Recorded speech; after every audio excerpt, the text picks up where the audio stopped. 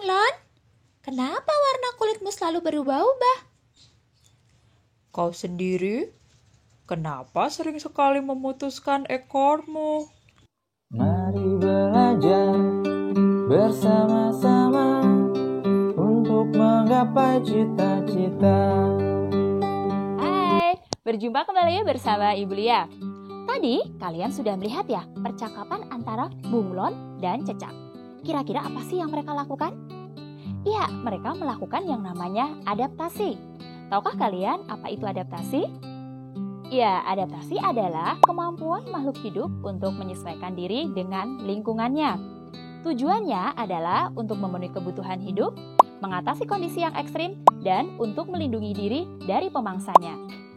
Adaptasi pada hewan dibedakan menjadi 3 macam. Adaptasi morfologi, adaptasi fisiologi, dan adaptasi tingkah laku. Adaptasi morfologi artinya penyesuaian bentuk tubuh, struktur tubuh, atau alat-alat tubuh makhluk hidup terhadap lingkungannya. Adaptasi morfologi bisa kita lihat pada bentuk kaki atau cakar pada bangsa unggas. Ada beberapa tipe. Tipe yang pertama yaitu tipe pejalan, di mana pada tipe pejalan ini memiliki 3 jari yang menghadap depan dan 1 jari menghadap belakang. Contohnya pada ayam dan burung unta. Tipe yang kedua yaitu tipe perenang, di mana jari kakinya memiliki selaput. Contohnya itik dan angsa. Lalu tipe yang ketiga yaitu tipe pemangsa atau pencengkeram, di mana ia memiliki jari yang pendek, kuku melengkung tajam, dan cakar yang kuat. Contohnya pada elang. Tipe yang keempat yaitu tipe pemanjat, di mana ia memiliki 2 jari ke depan dan 2 jari ke belakang. Contohnya pada burung pelatuk. Dan tipe yang terakhir yaitu tipe petengger, di mana jari kakinya panjang dan telapaknya rata. Contohnya adalah pada burung kenari dan burung kutilang.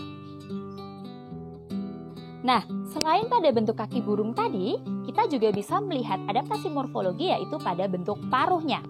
Misalnya, tipe pemakan biji itu memiliki paruh yang pendek, kuat, contohnya pada burung pipit. Ada juga tipe pemakan daging yang memiliki paruh kuat, tajam, dan melengkung di bagian ujungnya, contohnya pada burung elang. Ada juga tipe pemakan ikan, biasanya memiliki paruh yang panjang dan ada kantungnya, contohnya adalah pada burung pelikan. Lalu ada juga tipe penghisap madu, di mana ia memiliki paruh yang panjang dan runcing, contohnya pada burung kolibri. Lalu ada juga paruh burung yang pemakan serangga. Biasanya memiliki paruh yang kuat, agak panjang, dan runcing. Contohnya pada burung pelatuk. Dan tipe yang terakhir adalah pada unggas yang mencari makan di lumpur. Paruhnya biasanya berbentuk seperti sudu dan pada pangkalnya memiliki gerigi. Contohnya pada bebek. Adaptasi yang berikutnya yaitu masih morfologi, bisa kita lihat juga pada mulut serangga. Mulut serangga memiliki beberapa tipe, yaitu tipe penggigit, tipe penusuk dan penghisap, tipe penghisap, dan tipe penjilat. Adaptasi yang kedua yaitu adaptasi fisiologi. Adaptasi fisiologi artinya penyesuaian fungsi organ-organ tubuh pada makhluk hidup terhadap lingkungannya.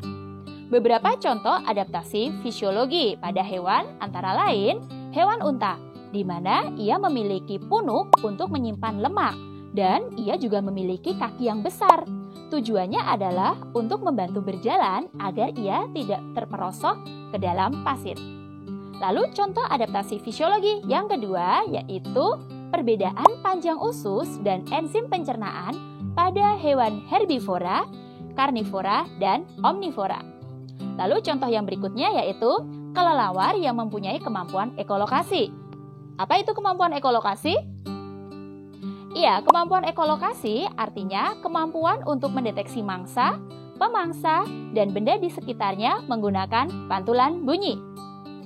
Lalu adaptasi yang ketiga yaitu adaptasi tingkah laku.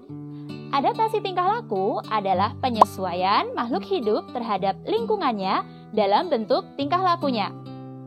Adaptasi tingkah laku misalnya kamuflase. Kamuflase disebut juga dengan penyamaran. Biasanya dapat kita temukan pada belalang daun atau belalang sembah di mana ia sering hinggap pada daun untuk menyesuaikan warna dan bentuk tubuhnya. Lalu yang kedua yaitu mimikri. Mimikri adalah mengubah warna kulit sesuai dengan warna lingkungannya atau tempat hinggapnya. Biasanya ini dilakukan oleh bunglon, di mana bunglon akan merubah warna kulitnya sesuai dengan tempat yang ia hinggapi. Tujuannya adalah untuk menghindari pemangsanya, sekaligus tersamar dari hewan yang lain yang akan dimangsanya. Yang berikutnya adalah autotomi. Pernahkah kalian melihat cecak?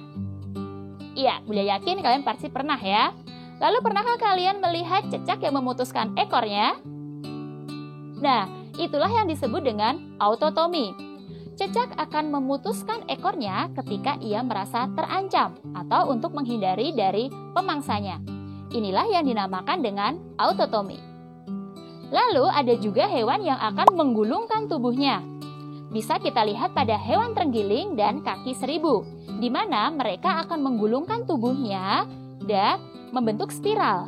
Tujuannya adalah untuk menghindari diri dari pemangsa. Lalu yang berikutnya adalah siput. Siput akan menyesuaikan diri dengan lingkungan, yaitu dengan cara masuk ke dalam cangkangnya. Lalu ada juga cumi-cumi. Tahukah kalian bagaimana cara cumi-cumi untuk menghindari pemangsa? Ya, cumi-cumi akan mengeluarkan tinta berwarna hitam. Tujuannya adalah untuk menghindari diri dari pemangsanya. Lalu ada juga hewan yang mengeluarkan bau. Misalnya walang sangit, di mana ia akan mengeluarkan bau yang sangat menyengat agar mangsanya tidak mendekat. Nah, anak-anak, itu tadi materi dari Bu Lia tentang adaptasi pada hewan. Sampai di sini dulu ya, lain waktu kita akan lanjutkan kembali. Sampai jumpa.